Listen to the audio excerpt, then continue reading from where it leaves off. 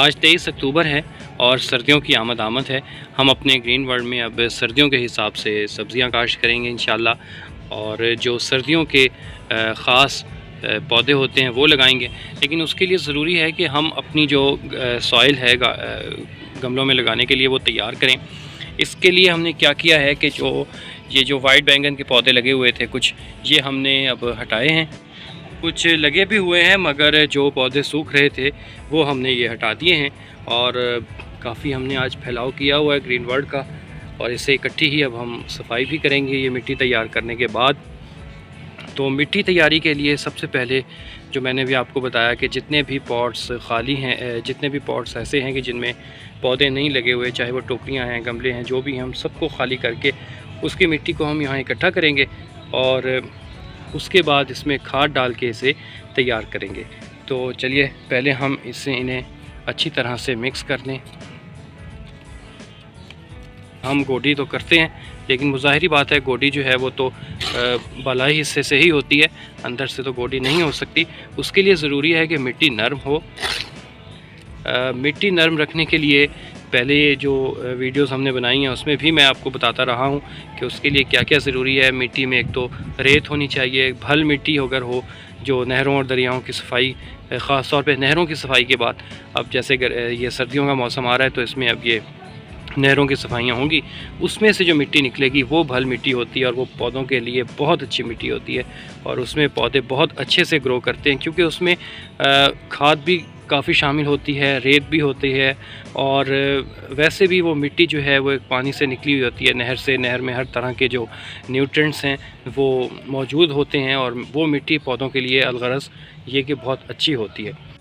लेकिन अगर किसी भी वजह से वो भल मिट्टी आपको नहीं मिल रही तो आप अपने गार्डन सॉइल में रेत का इस्तेमाल कर सकते हैं। आलमोस्ट 30 to 40%, 30 से 40% आप रेत इसका इस्तेमाल कर सकते हैं। इससे ये होता है कि एक तो मिट्टी बहुत नरम रहती है और पौधों को अपनी जड़ें फैलाने में बहुत आसानी रहती है। इसके साथ साथ जो कोकोपीट है वो बेसिकली तो उसका मकसद ये होता है ना कोकोपीट का कि इसमें मिट्टी में जो है वो है तरी है वो बरकरार रहे, मिट्टी नरम रहे। थोड़ी सी कोकोपीट और खाद, इन सब चीज़ों का हम अगर मिट्टी में मिट्टी की प्रिपरेशन में अगर हम इस्तेमाल करें तो हमारी मिट्टी जो है बड़ी अच्छी रहती है और सख्त नहीं होती। अब ये जो हिस्सा है वो नीचे से निकली है, लेकिन इसके बावजूद आप ये देखें कि बज़ाहिर तो ये सख्त लग रहे हैं मगर ये बहुत नरम सी मिट्टी है, क्योंकि इसमें मुनासिब मकदार में खाद शामिल है, रेत शामिल है, और ये जो मिट्टी है ये इसमें पौधे बड़े माशाल्लाह अच्छे से ग्रो कर रहे थे।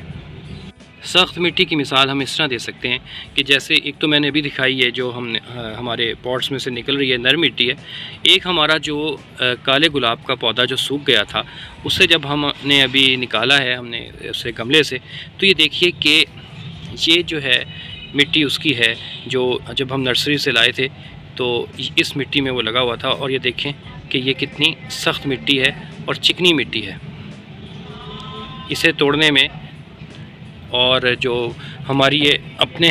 गार्डन की मिट्टी है इसे तोड़ने में कितना फ़र्क है। ये देखिए किस तरह इसका चूरा बन रहा है, जबकि ये जो मिट्टी है देखिए कि कितनी सख्त है, इसे ज़ोर लगाकर तोड़ना पड़ रहा है और इसकी रंगत भी बाकी से मुख्तलिफ है, क्योंकि नर्सरी में आमतौर पर पनीरी लगाते वक्त मिट्टी की तैयारी का इतनी गहराई में जाकर ख्याल नहीं रखा जाता। लिहाजा ज़रूरी होता है कि जब भी आप नए पौधे लगाएं, पनीरी लगाएं या कोई भी पौधा लगाएं, तो उसके लिए मिट्टी की जो तैयारी है वो बहुत ज़रूरी है, और अच्छी तैयारी हमारे पौधों की बका की ज़मानत देती है। मिट्टी को नरम बनाने में इस केचुए का भी बड़ा किरदार होता है। अभी हमने जब अपनी एक टोकरी जो है वो उल्टाई है तो उसके सबसे नीचे पोर्शन से देखिए कितना बड़ा केचुआ निकला है। इसे हमने बिल्कुल ना मारना है, ना हमने इसे ज़ाया करना है, मगर चूँकि हमने अभी ये मिट्टी मिक्स करनी है और उस मिक्सिंग के दौरान इस तरह के केचुए मर भी सकते हैं, लिहाजा अब हम एक पॉट में ये नरम मिट्टी डालकर इन सारे केचुओं को बड़े एहतियात से निकालेंगे और इस पॉट में वक्ती तौर पे डाल देंगे। बाद में हम इन्हें गमलों की गोडी करने के बाद में हम इन्हें केचुओं को अपने गमलों में छोड़ देंगे, क्योंकि ये केचुए जो हैं मिट्टी को बहुत नरम करते हैं, इसमें रास्ते बनाते हैं और इनका जो फुजला होता है वो भी पौधे के लिए खाद का काम देता है। लिहाजा जब भी आपको अपने गमलों में, अपने मिट्टी में ये मिलें तो इन्हें कभी भी ना ख़ुद नुकसान पहुंचाएं बल्कि इन्हें शेल्टर प्रोवाइड करें, क्योंकि ये हमारे पौधों के लिए, हमारी मिट्टी के लिए बहुत कारआमद हैं। अब हम इन्हें बहुत एहतियात से निकाल कर इसे इस पॉट में डाल देंगे और इस तरह जितने भी हमें इस तरह के कीड़े मिलेंगे, केचुए मिलेंगे, हम इन्हें इस पॉट में डालते रहेंगे। एक और चीज़ जो हमने नोट की है वो ये कि अब ये केचुए जो हैं इस मौसम में हमें पौधों की जो बिल्कुल निचली सतह है वहाँ से मिल रहे हैं, क्योंकि ये इन्हें उल्टा करके मैंने फेंका तो इसमें यहाँ से मिल रहे हैं, ये बालाई सतह पर मौजूद नहीं है। इसका मतलब ये है कि बरसात के मौसम में ये होते हैं बालाई सतह पर गर्मियों में, मगर अब जैसे जैसे सर्दियाँ करीब आ रही हैं और अब ये नीचे जो है मिट्टी के नीचे जाकर ये अपना शेल्टर बना रहे हैं। नाज़रीन, ये मिट्टी हमने सारी मिक्स कर लिया, जितने हमारे गमले खाली थे उसमें से हमने निकाली है और अब इससे हम तैयार ऐसे करेंगे। रेत की मिकदार इसमें पहले से है और वो भी नरम मिट्टी है ये, इसलिए इसमें मज़ीद रेत शामिल करने की ज़रूरत नहीं है। तो रेत तो हम इसमें अब इस्तेमाल नहीं करेंगे, मगर ये है खाद पत्तों की और जो मुर्गियों का वेस्ट होता है, उसके जो बीट होती है, उसकी ये मिक्स खाद है। अभी ये पूरी तरह से डीकम्पोज़ नहीं हुई, काफ़ी हद तक हो चुकी है। देखें आपके इसका रंग जो है वो स्याह हो चुका है और इसकी जो बदबू है वो भी काफ़ी हद तक ख़त्म हो गई है। मगर अभी इसमें कीड़े पड़ रहे हैं, इसका मतलब ये है कि ये पूरी तरह से 100% हम जिसे कह सकते हैं वो डीकम्पोज़ नहीं हुई। लेकिन चूँकि हमने इस मिट्टी में अभी फ़ौरी तौर पर कोई पौधा नहीं लगाना कि जिसकी जड़ें इस तरह से फ़ौरी तौर पे फैलें, हमने इसमें ज़्यादा से ज़्यादा बीज ही लगाने हैं। इसलिए इस जो ये खाद है ये वाली, जो कि अभी डीकम्पोज़ पूरी तरह नहीं हुई लेकिन बहुत हद तक हो चुकी है, स्याह रंगत इसकी हो गई है और बदबू भी काफ़ी हद तक ख़त्म हो गई है। लिहाजा हम इस खाद को एज़ इट इज़ इस मिट्टी में मिलाएंगे।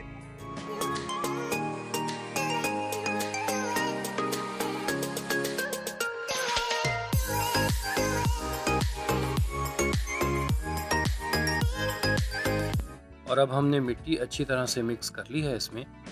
और लेकिन एक बात मैं साथ साथ आपको बताता चलूँ कि जब हम मिट्टी तैयार करते हैं नए मौसम के लिए, तो उसका ये उसूल होता है कि जितने भी न्यूट्रिएंट्स आम तौर पर चाहिए होते हैं या जो भी एहतियाती तदाबीर, प्रिकॉशनरी मेजर्स हम ले सकते हैं अपने पौधों को बचाने के लिए या उन्हें अच्छे से ग्रो करने के लिए, हम जितने भी न्यूट्रिएंट्स या एलिमेंट्स शामिल करना चाहते हैं तो इस वक्त इस मिट्टी के प्रिपरेशन के दौरान उनको शामिल किया जाता है।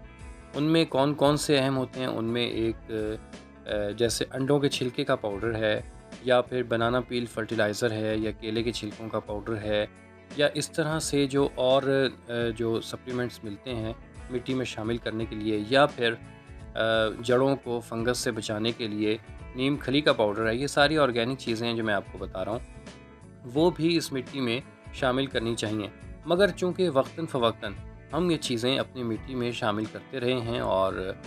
गुज़िश्ता दिनों भी हमने ये इस तरह की चीज़ें अपनी मिट्टी में शामिल की हैं, तो इस वक्त हम ये प्रिपरेशन में चीज़ें शामिल नहीं करेंगे, क्योंकि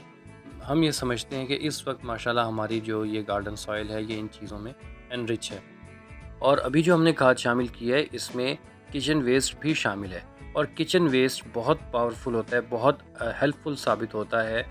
ख़ास तौर पे उन पौधों की ग्रोथ के लिए कि जो सब्ज़ियों के पौधे होते हैं, क्योंकि किचन वेस्ट में वो सारी सब्ज़ियां जो हम आम तौर पर इस्तेमाल करते हैं उनका जो बचा हुआ पत्ते वगैरह होते हैं वो शामिल होता है, और वो सारे एलिमेंट्स, वो सारे सप्लीमेंट्स कैरी कर रहे होते हैं कुदरती तौर पे, ऑर्गेनिक तौर पे, कि जो हमारे पौधों को ज़रूरत होती है जिनकी। और इसके साथ साथ जो केमिकल्स हैं, जो केमिकल्स वाली खादें हैं, हमें उनसे किचन गार्डनिंग जो हम करते हैं छोटी सतह पर, अपने घरेलू सतह पर, कम से कम हमें उनसे हद्दन मकदूर तौर पर बचना चाहिए, क्योंकि उनके इस्तेमाल में थोड़ी सी भी ऊंच नीच हमारे सारे पौधे को बर्बाद कर देती है। तो नाज़रीन, ये थी हमारी आज की एक्टिविटी जो हमने आज ग्रीन वर्ल्ड में की। मैं उम्मीद करता हूँ कि आपको हमारी आज की एक्टिविटी पसंद आई होगी, और जो हम इस एक्टिविटी के दौरान हमने जो गुफ्तगू की, जो इन्फॉर्मेशन आपके साथ शेयर की, वो ज़रूर आपके लिए हेल्पफुल साबित होगी। तो इसके साथ साथ आपसे ये रिक्वेस्ट है कि अगर अभी तक आपने हमारा चैनल सब्सक्राइब नहीं किया तो काइंडली उसे सब्सक्राइब भी करें और हमारी हर आने वाली वीडियो एंड तक लाजमी देखें, बेल बटन को प्रेस करना मत भूलिएगा। मिलते हैं नई वीडियो में नए कंटेंट के साथ, तब तक अल्लाह निगहबान।